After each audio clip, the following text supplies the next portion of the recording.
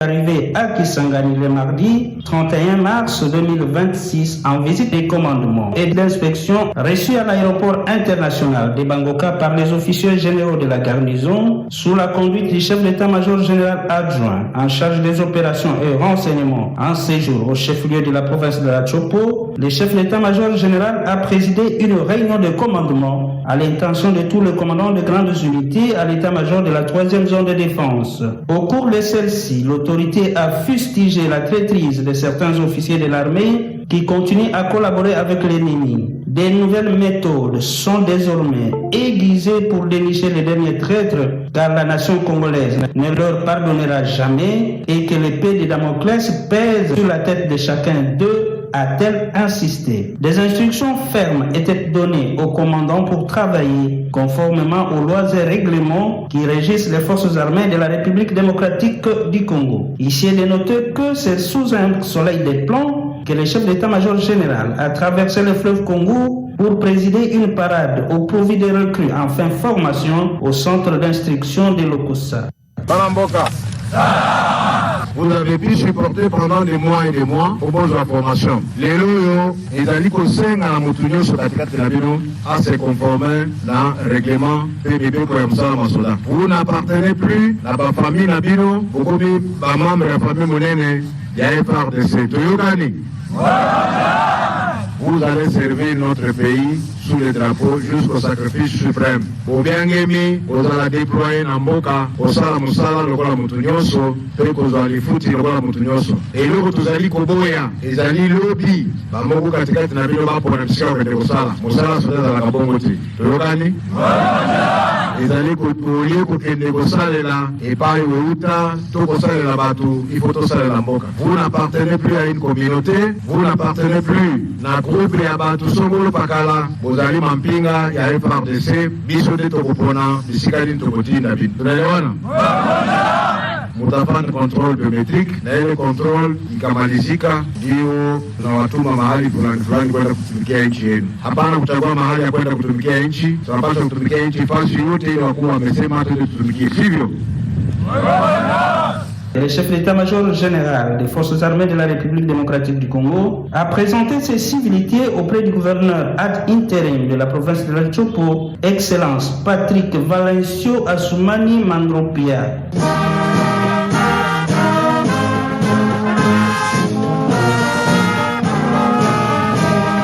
Le commandant général des écoles militaires, le lieutenant-général Rubasira Ruyumbu Obed, a présidé du mardi 24 au mercredi 25 2026 à Kinshasa une réunion de la commission militaire mixte entre la République démocratique du Congo et le Royaume de Belgique dans la salle de réunion du Collège de hautes études de stratégie et de défense. Ces assises s'inscrivent dans le cadre d'évaluation des activités réalisées en 2025, de mise au point de la situation sur les activités en cours et enfin de planifier les activités de l'année 2027. Dans son allocution d'ouverture, le lieutenant-général Rubasira Ruyumbu Obed a salué l'amitié et la coopération entre les deux pays. Il a souligné que la tenue de cette session à Kinshasa entre dans le cadre de la continuité des activités de l'année dernière à Bruxelles, ainsi qu'au principe de réciprocité des rencontres. Le commandant général des écoles militaires a par ailleurs précisé que cette rencontre est une occasion de consolider le partenariat militaire afin de réfléchir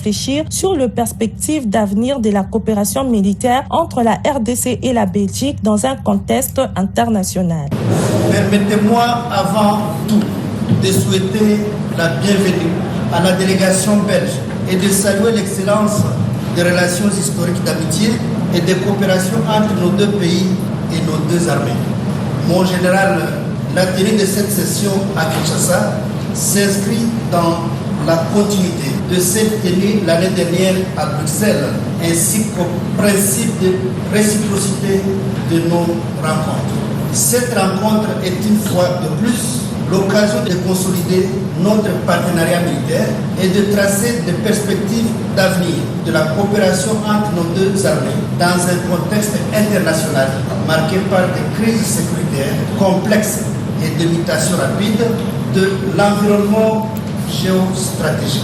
De son côté, le chef de la délégation belge, le sous-chef d'état-major de stratégie et de défense, le général-major Linord Frédéric, a à son tour remercié la partie congolaise pour l'accueil en précisant que la tenue de travaux de cette commission 2026 sera fructueuse et permettra de renforcer la collaboration entre les deux pays. Je tiens avant tout à vous remercier pour votre aimable invitation et votre chaleureux accueil ici, à Kinshasa, pour la tenue de cette commission mixte militaire 2026 qui sera sans aucun doute très fructueuse. Je suis particulièrement honoré de pouvoir co-présider cette commission avec vous, général.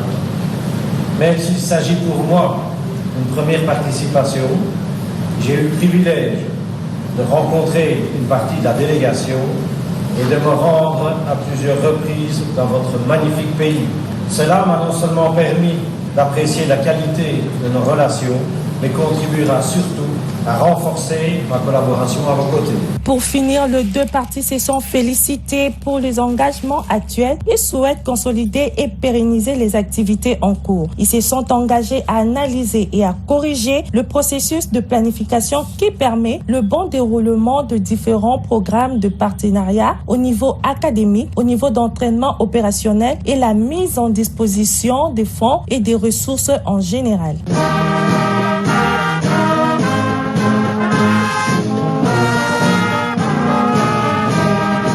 Le commandant de la 13e région militaire, le général-major Mabunda Nishora Michel, a présidé le lundi 30 mars 2026 une séance de travail avec les membres de son état-major et les commandants d'unité. La réunion s'est focalisée sur l'efficacité opérationnelle, le bien-être des troupes et l'état de lieu du casernement. La continuité de l'instruction des militaires a également fait l'objet de ces échanges, car un soldat qui ne s'entraîne pas est un soldat qui s'oublie, a-t-il rappelé, soulignant l'importance de maintenir les niveaux techniques et tactiques élevés au sein de la 13e région militaire. Enfin, les temps s'est fait plus ferme concernant les commandements des hommes. Le général Mabundani a exigé une rigueur accrue, la surveillance stricte des effectifs, le respect scrupuleux de la hiérarchie et du règlement militaire, ainsi que la responsabilité des commandants d'unité sur les actes de leurs hommes. Cette rencontre s'inscrit dans la volonté du haut commandement de consolider la discipline au sein des forces armées de la République démocratique du Congo dans la province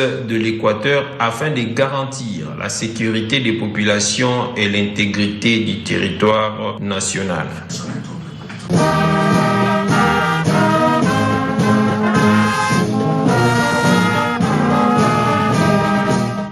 À l'occasion de la Journée internationale de la santé bucco-dentaire, célébrée le 23 mars de chaque année, l'Ordre national des chirurgiens dentistes a organisé une consultation gratuite à l'hôpital militaire de Camp Redjaf en Matadi.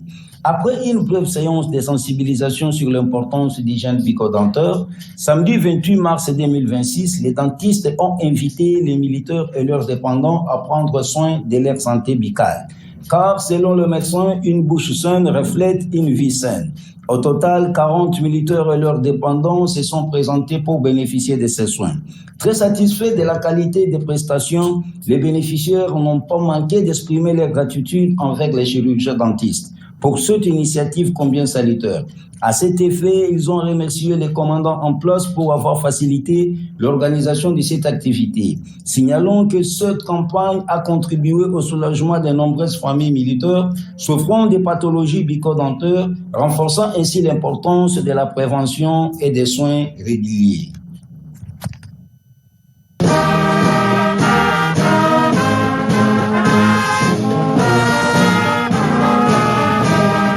Le commandant du 14e groupe naval, le contre-amiral Bokota Boutombe Raphaël, a pris part mardi 31 mars 2026 au parc de la mairie de Boma à la cérémonie marquant la clôture du mois de mars dédié aux droits internationaux de la femme, organisée par Madame le maire ad intérim de Boma, Claudel Pemba. Cette activité a réuni les épouses des militaires et des policiers de la garnison de Boma dans une ambiance à la fois solennelle et engagée. Placée sous le thème national, droits garantis, autonomisation pour toutes les femmes et les filles en République démocratique du Congo. Cette rencontre a été une occasion pour l'autorité urbaine de sensibiliser les participantes à l'importance de la responsabilité et du travail. Dans son allocution, Madame le maire a exhorté les femmes à privilégier l'effort au détriment de la facilité, insistant sur la nécessité de s'impliquer activement dans leur autonomisation. Il est certes vrai que nous clôturons ce jour le mois des droits des femmes, mais notre comportement et attitude doivent refléter les termes de l'année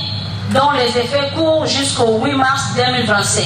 Et à vous, jeunes filles, je voudrais adresser un message particulier en disant ceci: choisissez l'effort face à la facilité. Dans un monde où les raccourcis séduisent, souvenez-vous qu'il n'y a pas de chemin rapide vers la réussite. L'effort exige discipline, patience et courage, mais il construit les grandes ambitions et forge le caractère solide. La facilité, elle, promet beaucoup, mais ne donne rien de durable. Vous êtes l'avenir des Boma, de la RDC et du monde. Faites de l'effort votre allié, votre arme, votre identité.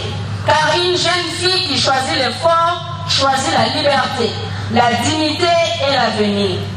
Souvenez-vous, l'effort est la clé, la facilité est un piège. La femme n'est pas seulement une actrice du changement, elle est la force motrice, la gardienne de valeurs, la pionnière du progrès. Discipline, ambition, détermination et persévérance, voilà nos armes, voilà notre héritage. Ensemble, faisons de notre ville des Boma où la voix des femmes ne tremble pas, où la dignité des filles ne se négocie pas et où l'avenir se construit avec courage et justice. C'est par cette exhortation que je déclare close les activités du mois des droits de la femme, édition 2026. Au terme de la cérémonie, Madame Renate Bokota, épouse du contre-amiral Bokota Boutoumbe Raphaël et présidente des épouses des militaires de la garnison de Boma, a exprimé sa satisfaction quant à la mobilisation observée. Elle a par ailleurs encouragé les participantes à poursuivre sans relâche les combats pour la promotion et défense des droits de la femme en République démocratique du Congo.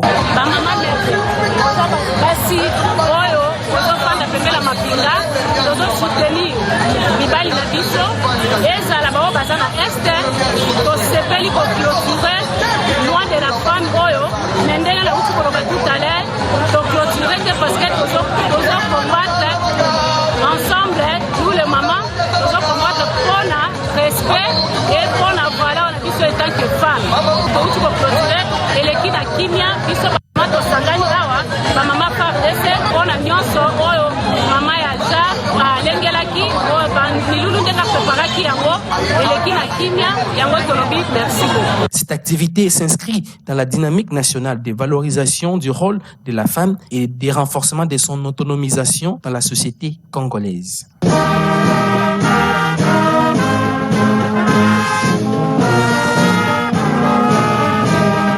La prison militaire d'Indolo a accueilli le 28 mars 2026 la première édition d'une exposition artisanale des femmes détenues organisée dans le cadre de la clôture du mois dédié aux droits des femmes sous le patronage du ministère de la Défense nationale et anciens combattants. Dans une atmosphère à la fois solennelle et porteuse d'espoir, les femmes détenues de la prison militaire d'Indolo et de la prison centrale de Makala ont mis en lumière leurs talents et compétences à travers une exposition artisanale inédite. Initiée par le secrétariat général à la Défense, cette activité s'inscrit dans une dynamique de réinsertion sociale et de valorisation du potentiel féminin, même en milieu carcéral. Placée sous les signes de la dignité et de l'autonomisation, cette exposition a connu la participation de plusieurs autorités civiles, militaires et partenaires, dont les représentants du ministère du Genre, Famille et Enfants, les représentants du secrétariat général à la Défense, des délégués de la MONUSCO et tant d'autres. Dans son mot de bienvenue, le colonel Manga Bakafwa Bundu Flori, commandant de la prison militaire d'Indolo, a rappelé que cette journée interpelle sur la nécessité de reconnaître la place de la femme dans la société et de combattre toute forme de discrimination. Il en a en outre souligné l'importance de telles initiatives qui contribuent à restaurer la dignité des détenus et à renforcer leur préparation à une réinsertion sociale réussie. Nous sommes réunis ici pour célébrer la journée qui dépasse les frontières et les cultures. La journée internationale des droits reconnus aux femmes. Le 8 mars, n'est pas seulement une date symbolique, c'est un rappel puissant de la lutte, du courage et de la détermination des femmes à travers l'histoire et dans notre société contemporaine. Cette journée nous invite à réfléchir sur les avancées réalisées, mais aussi sur les défis qui persistent encore. Intervenant en son tour, la greffière de la prison militaire d'Indolo, Madame Kalumba Ngomba Magui, a insisté sur l'autonomisation de la femme comme levier essentiel des transformations individuelles et collectives. L'autonomisation n'est pas un slogan électoral, mais c'est une fondation. Une femme autonome, c'est une femme qui ne dépend pas de la main qui l'opprime. C'est une femme qui accède au crédit, qui possède la terre, qui transforme l'économie informelle en un empire industriel.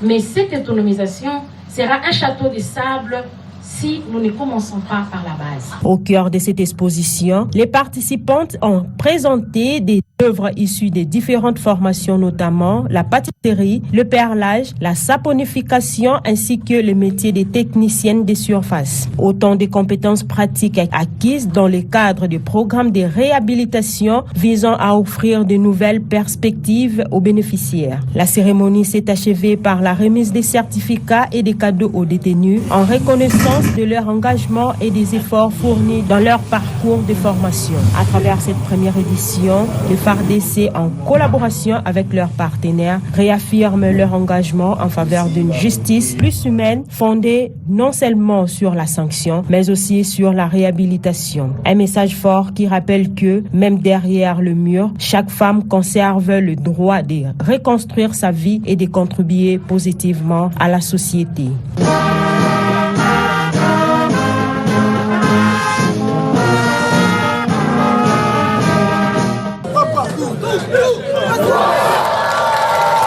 En marge de la clôture du mois dédié aux femmes, Madame Kapinga Kongolo Sandra, présidente de la Fédération nationale de grappling, a organisé le dimanche 29 mars 2026 en collaboration avec les services d'éducation civique, patriotique et action sociale, une activité sportive réunissant les athlètes et les encadreurs du judo club Kokoro du Maître Bola dans la commune d'Njil. Cet événement s'inscrit dans une dynamique de la promotion de cette nouvelle discipline sportive qui combine plusieurs arts martiaux encore peu représentés chez les femmes. Sur les tatamis, les athlètes ont démontré leur détermination et leur savoir-faire à travers des démonstrations techniques et des combats amicaux. Prenant la parole en tant que première femme ayant appuyé cette nouvelle discipline en République démocratique du Congo, Madame la Présidente a souligné l'importance de la pratique du sport dans l'autonomisation de la femme. Elle a insisté sur le rôle du grappling comme outil de renforcement physique mais aussi mental, permettant aux femmes de développer confiance en soi et esprit de résilience. À l'occasion, je dirais d'abord merci au commandant suprême, qui est notre chef à tous, au chef MG, merci beaucoup. Et à mon commandant numéro 1, au service d'éducation civique patriotique. D'ailleurs, je vais inviter aussi toutes les dames.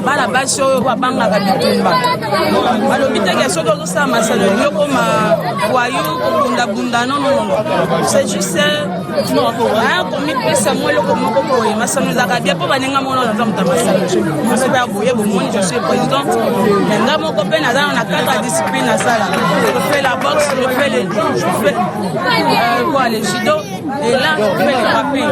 La grappling, je suis la première fille ici au Congo, la grappling. Et je n'ai pas qu'avec les hommes. Grappling, et ça commence avec comment soumettre une personne. Donc, c'est un peu ça. Je vais inviter les gens. Cette activité a également servi du cadre de sensibilisation encourageant davantage des jeunes à s'intéresser au sport de combat. Des initiations de combat ont été proposées au public dans une ambiance conviviale et inclusive. Plusieurs invités marquants issus du monde sportif et associatif ont salué cette initiative qui contribue à valoriser les potentiels féminins dans toutes les sphères sportives. Le sport, c'est une discipline qui vient encadrer la jeunesse. Donc nous sommes là, nous accompagnons le ministère de la Jeunesse du côté encadrement. Donc nous formons des gens pour être capables demain d'être utiles à la société. Hormis la famille, hormis l'éducation à l'école, hormis les églises, les sports continuent aussi à encadrer la jeunesse pour un avenir meilleur. Je n'étais pas étonné parce que le sport marche de pair avec l'armée. parce que la plupart des soldats ont des formations qui touchent au sport. Donc aujourd'hui, je me dis, le grappling est le bienvenu dans l'armée. En clôturant officiellement les mois de la femme, cette rencontre sportive a laissé entrevoir un avenir prometteur pour les grappling, surtout aux femmes portées par une vision engagée et inspirante.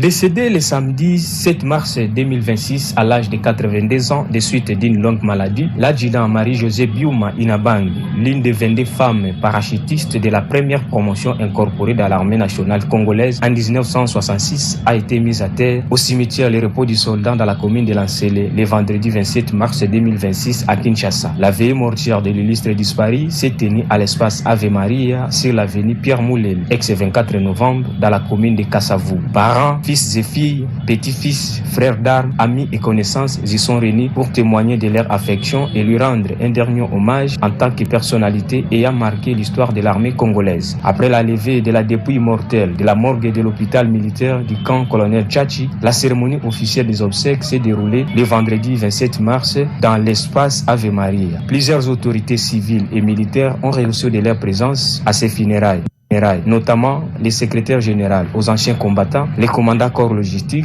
et les commandants du service de communication et d'information des forces armées. Ces derniers hommages ont débuté par un office religieux prononcé par le pasteur Jean-Mengi Zola de l'église francophone Sebeko Kintambo, qui s'est inspiré des Saintes Écritures au deuxième épître de Saint Paul apôtre à Timothée dans son 4e chapitre du 7e au 8e verset. La deuxième épître que l'apôtre Paul avait adressée à Timothée, 2 Timothée chapitre 4, versets 7 et 8, pour le respect que nous devons à la parole de Dieu, si nous pouvons nous tenir debout pour suivre la lecture de la parole de Dieu. Il est écrit ceci: j'ai combattu le bon combat, j'ai achevé la course, j'ai gardé la foi. Désormais la couronne de justice m'est réservée. Le Seigneur, le juste juge, me le donnera dans ces jours-là, et non seulement à moi, mais encore à tous ceux qui auront aimé son avènement. Parole du Seigneur. Après le dépôt, les gerbes de fleurs, s'en est suivi la lecture de l'oraison funèbre lue par le lieutenant-colonel Admissi Billy Mahamoudi. L'adjudant Marie-Josée est né à Elisabethville, actuelle Lubumbashi, le 4 octobre 1943, dans le territoire de Dibaya, au village Makwanganchita. Fille de papa Jean Chimanga Wachibidi et maman Kambashi Wantumba, tous décédés. Après ses études civiles à Lubumbashi, Marie-Josée opta volontairement au métier des armes et se fera ainsi incorporer aux forces armées zaïroises à l'époque parmi les 22 premières parachutistes femmes qui étaient désignées pour les entraînements en Israël. Aussitôt après, les cortèges funèbres s'est dirigé vers les cimetières